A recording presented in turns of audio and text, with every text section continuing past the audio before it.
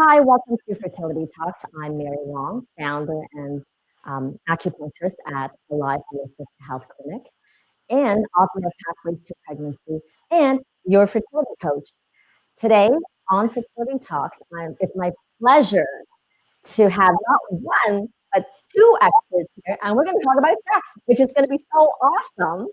And so we're going to talk about basically your burning questions about anything to do with fertility. Well, we'll go into it in a second. And before we do so, I just want to introduce my two guests here, Dr. Alda and Christina Pistotnik. Hi. Hi. Thank you for being here. Yay. Thanks for having us. Okay. So both of you are doctors of traditional Chinese medicine, acupuncturists. And wait, where are you located? Edmonton? Yeah. Okay. In Edmonton, you guys are co-owners and clinical directors at Whole Family Health. You're both registered acupuncturists and you're fellows at the American Board of Oriental Reproductive Medicine. It's a mouthful, as well as OBAAM. So what's that? Obstetric. What is it called? Yeah, obstetric. Acupuncture Association. And it's international now. Yeah. Awesome. Okay, yeah, I'm supposed to be a part of that. Anyway, I'll join that later. Anyway, so beyond sticking people, needles into people and guiding them through their life, one of the things that come up is really, like, we've got lots of questions about sex. So you guys wanted to start this up, which I love. So let's get on with it, okay? Let me just look at, very first question, orgasm. We love orgasms, right? I mean, what's that? I said everybody loves orgasms. Okay, but wait a minute. We might all love them, but we also have to acknowledge some women don't get orgasms ever, Yes. right? So we'll address that piece too. But first of all, is it okay to have orgasms around implantation time? Yeah, good question. It's so okay, so I had this one patient one time, and it was like after her her embryo transfer. She'd come in and she was like, I keep having orgasmic sex dreams. And she was super worried. She wanted them to stop because she was worried that it wasn't good for implantation, that that it was making the uterus contract and was inhibiting implantation. So I think this is a good question, and often these questions don't actually get asked, right? Because they're kind of embarrassing. But I think, there's no real research or data that's confirming out there. I always tell patients that it's really, there's no evidence that it's inhibitive or prohibitive of implantation. And obviously, if you're having orgasmic sex dreams, there's nothing you can do, but maybe just try to enjoy them. But there's no evidence that there's any problem with having an orgasm after. I think it really comes down to just your comfort level and your, I think there's so much that there's just so much to be worried about, right? And there's so much. So I think we all just have to do what we're comfortable with. We don't want to ever wonder, right? Right. So making informed decisions without regret. Yes. Right? Doing something that so let me reiterate. So it's not about doing it or not doing it. It's about being okay and not being in a place of regret. So if you're that person that thinks, oh my God, orgasm is going to be like, going to have a negative impact on me, then maybe you don't want to do it. But on the other hand, if you love sex, you have great orgasms, like, well, why the heck not, right? Because it doesn't constrict the uterus in the way that you're thinking. It can actually help you to relax. Exactly. Yeah. There's orgasm, and then there's I mean, there's a question of, well, what about, sperm? Is it bad to have ejaculate or sperm, in the reproductive tract around, well, for IVF, around retrieval time, really, is the biggest concern, and or saliva in the case of oral sex. So there's a whole spectrum, there's a whole spectrum. I mean, it's not, there's the orgasm, but then sex in general, we I think people often can wonder about that. Because I think that it can be assumed, sometimes it's assumed that women just don't feel like having sex when they're, for example, going through IVF. But that's not necessarily true. Like I've had patients where I think all the hormones, it actually makes them feel a little bit more ready than anything else. Right. Like, it could go both ways. Cervical fluid, right? So, so the question arises, what do I do with this feeling?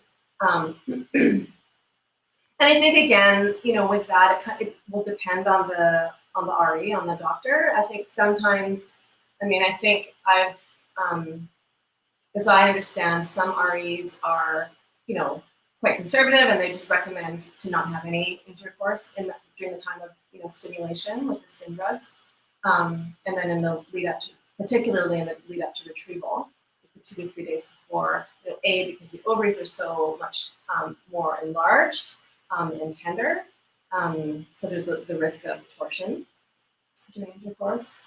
So let's just bring back what that means.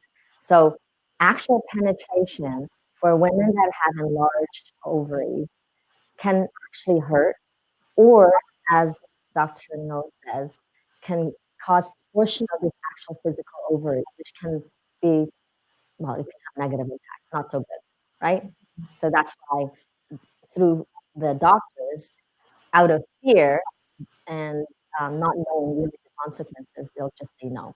Not all doctors, though, right? Not all doctors, yeah. I think probably most doctors would agree that in the, in the 2 to 3 days leading up to retrieval, we don't want to be introducing any like foreign, potential foreign bacteria into the reproductive tract. But yeah, I think that anything previous to that is kind of debatable. And it also depends on, I think the safest thing is to talk to your doctor about it and see where they're at with it. And also with the monitoring of your ovaries, just to make sure, because some people will respond really quickly and their ovaries are quite large, way before 2 to 3 days before retrieval. Yes. Or, retrieval is short. It's hard, often you don't know when retrieval is going to be because we don't know how you're going to respond. Each body responds differently. And so, as you're being monitored, it's good to just see if your ovaries are large. Yeah. But that's the IVF. So when we're trying naturally, then, there's the other question of, oh my gosh, can I have sex every day or can I have it every other day? We're going to a different topic now, So what are your thoughts on that? Trying to conceive naturally and which part, like the orgasm part? Or not just orgasm, just actually having sex and then, the male sperm, like, oh my gosh, like, are we going to deplete our sperm if we're doing it every day? Oh, every day. Well, I think the consensus is every other day, Christina, but it also depends on, what the semen analysis tells us. Very good. Yeah, like if there's an issue with volume or numbers, then the man might need a bit more time. But I think the consensus is actually every other day. I think we have this idea that it's like, every day, like twice a day, like the more better. But actually, the men's body needs time to regenerate sperm. Yes. So I'm going to counter that a wee bit. Okay. Because as you mentioned, it really depends on the male sperm as well, right? So if they have a good volume and there's actually nothing wrong, then there's this one study that actually indicated that 4 days in a row was not a bad deal. So what they found was that, yes, it's true, as the days went on, the volume decreased. But what they found was that there was an increased percentage of more viable, better sperm. So I thought that was interesting. So it's not like a hard fast rule, right? No, yeah. None of this is really. Yeah, But yeah. exactly. Yeah. That's the whole point. I mean, really, it just comes down to like, just trying to like have fun, and like, try to be in your senses and in your body, and there's so many conditions that we're trying to meet. I mean, anybody who's, um, I think maybe watching this is having some kind of issue with conceiving. So, yeah. So there's, when we start having trouble, it's just like it turns into a job sometimes. Yeah. And, Yes. right? And that's the exact opposite of what we want, right? Exactly. Yeah. Thank you for relaying that, because really it's about getting back to the basics. And instead of making a strategic technical event, baby making event, let's make it more of an intimate, um, not like a ritual, but like just bond more, right? Like let's be like regular human beings. Like let's be a couple and get together and love each other. Yeah. Connecting, right? And yeah. Yeah. Yeah. And there's certainly positive outcomes with connection. Connection can decrease stress, right? If you're going to go back to research. Yeah. Increase oxytocin.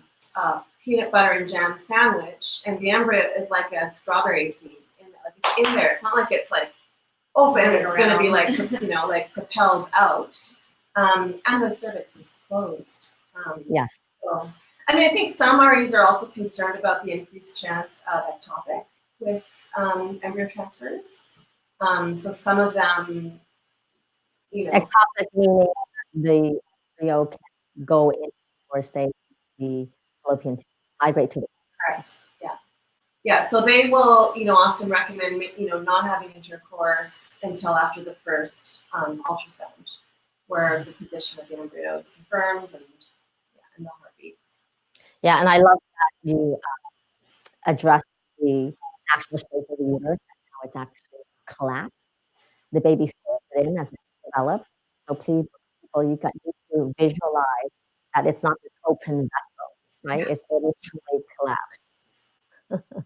It's like a sandwich. Yes, that's what I always say. I say the bread is the uterus, and then the uterus lining is jam. Of course, gluten-free though, right? What's that? I said, of course, a gluten-free sandwich though. Oh, yeah. That's right. Okay. You mentioned it already earlier about oral sex and the pH.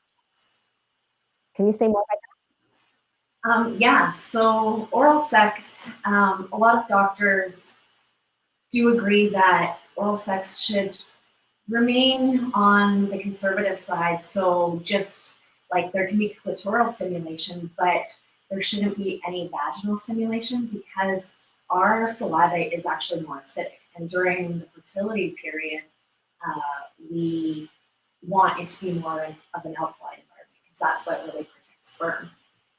So you can have fun, but just like don't get really slobbery with it if you're tiny,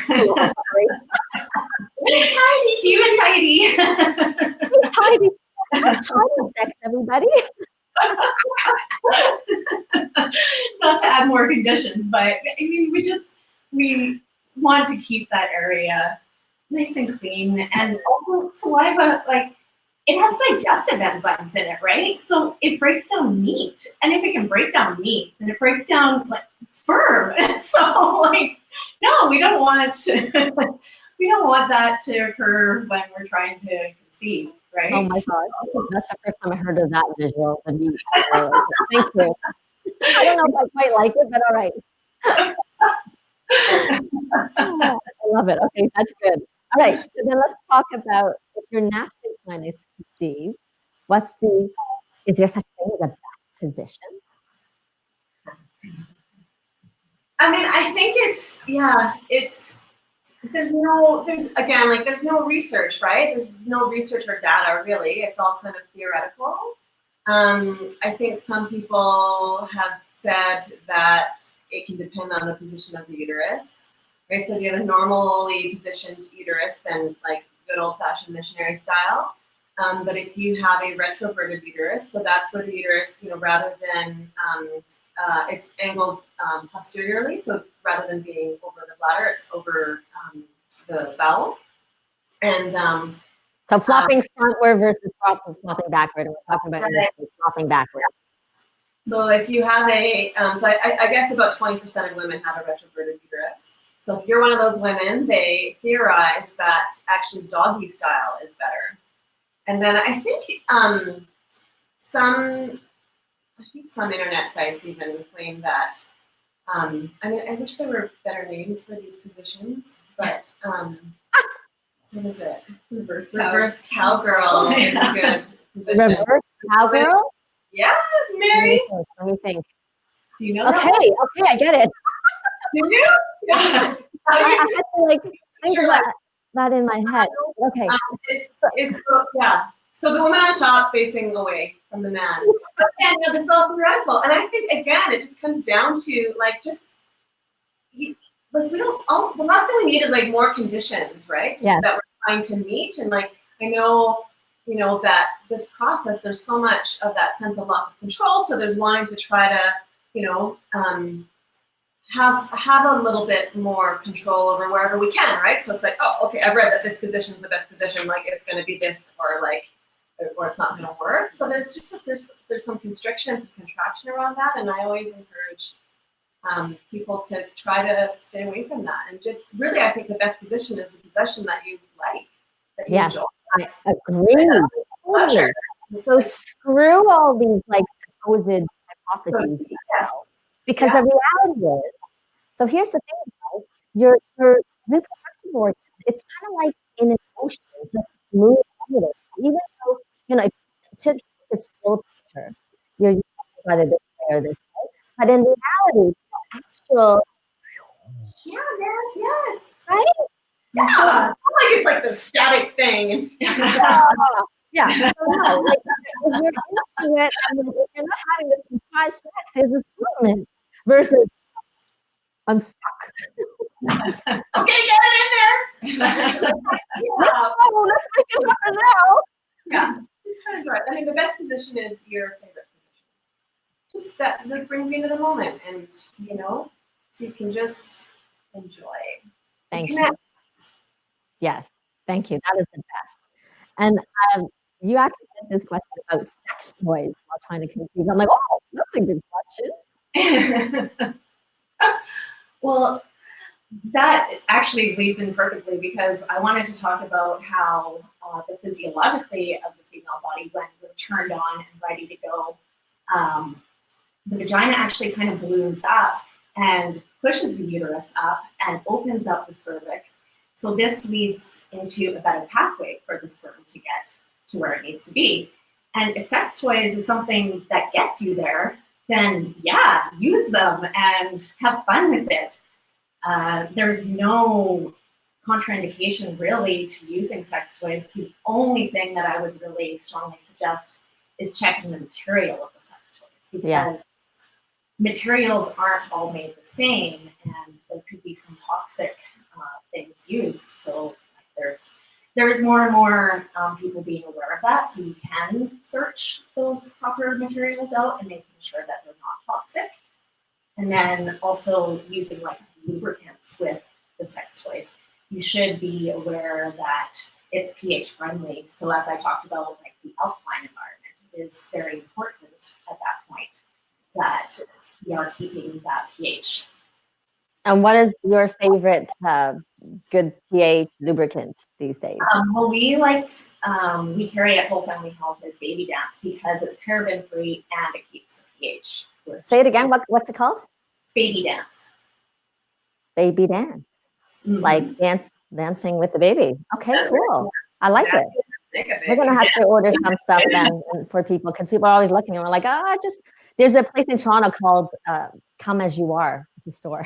Oh, that's a good name. So for those that are looking in Toronto, or actually you don't have to be in Toronto, you can just order online. Okay. And the other thing to add about the sex toys, just make sure they're clean. Yes, that's right. I did want to mention that. Not dirty ones. Yep. Or, you know, your dog has grabbed it first.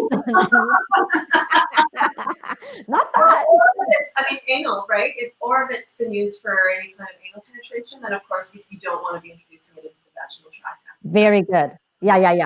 Yeah. So important. So if you want to do it like introducing vaginally first and then use it anally and then not only that, right. And not the other way. Yeah. Okay, cool. How about water? Having sex in water. Would that rinse bacteria or anything? Well, having sex in water can actually, because water isn't a lubricant at all, right? It can be quite dry, and like with all the thrusting and diving, and it will flush our natural cervical fluid out of us, our own lubricant. So it's actually not really a great place to be trying to conceive. I mean, you can get things started there and then move things over onto dry land after, but yeah, actually getting down and dirty in the water, it's not typically suggested. And then also bacteria too. Again, the whole bacteria thing. Okay. Yeah, absolutely. Love it. Okay. Any other last tips? So basically, we're saying just have sex and not be contrived. And if you need lubricants, use pH friendly. If you use toys, again, toxic free and clean. Is there anything else? No, that's it. I mean, just try and remember to have fun. Yes.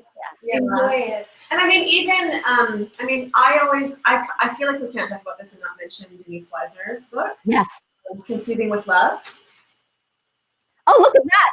You're okay. We love you. We love your work.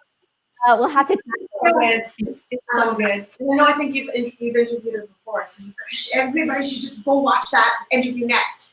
Yeah. But Right. So go she now. speaks to like just conceiving with love, right? It's like it's so the whole process is so stressful and kind of conditional and so easy to kind of forget, lose sight, and get lost in it and forget to enjoy, right? Mm-hmm. So, and she talks about even just like connecting, like even just like eye contact and snuggling and Well, we lose intimacy as we process, and intimacy is equal to sex, right? So intimacy includes hugging, kissing, touching, holding hands. Right? And there's also the other resource we love is Jenny White's The Physicist. That one's really, so that sort of speaks to that too, and it's sort of the beautiful imagery and the prose and Okay, cool. Not a good resource for you people out there. Okay, thank you guys so much for joining us. We'll have to have you back and talk about something. Maybe we talk more about sex. Maybe we have a conversation. Okay, guys. Thanks so much.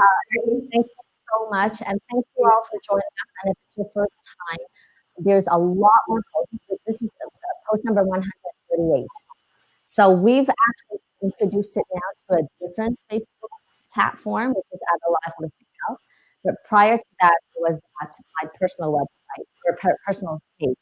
So I think to make it easier, first like this page, and then just go to YouTube, look up Mary Wong, or look up marywong.life, and you'll get all the interviews from there. Okay, and yes, check out Denise Weisner's. There's so many other really interesting topics, and the whole point of these interviews and posts are to really inform you so that you can make choice that is empowering, and the stuff that I show you really comes from professionals or the most up-to-date research. So it is definitely in that is reliable, right? So check that out. Don't waste your time going down this negative vortex of Dr. Google. Okay? Bye, guys. Again, take care.